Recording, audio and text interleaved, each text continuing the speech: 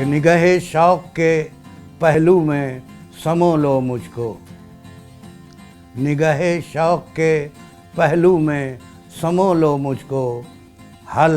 अंधेरे में न हो जाऊं टटोलो मुझको, हल अंधेरे में न हो जाऊं टटोलो मुझको। शेर देखें कि कतरे अश्क नहीं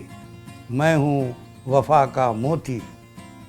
कतरे अश्क नहीं मैं हूँ वफ़ा का मोती, अपने ख्वाबों के दुपट्टे में पिरो लो मुझको, अपने ख्वाबों के दुपट्टे में पिरो लो मुझको। और शेर अर्ज़ किया है कि मैं हूँ एक खारे बेआबाने तमन्नाए हयात,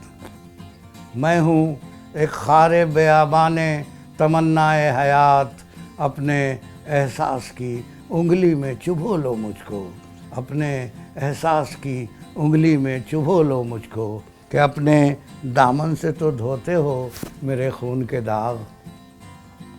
अपने दामन से तो धोते हो मेरे खून के दाग, दिल के दामन से भी मुमकिन हो तो धो लो मुझको,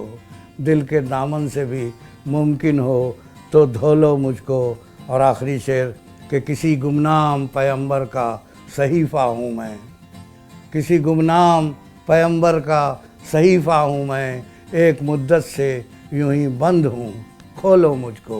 एक मुद्दत से यूं ही बंद हूँ खोलो मुझको। मख्तार किया है कि कब से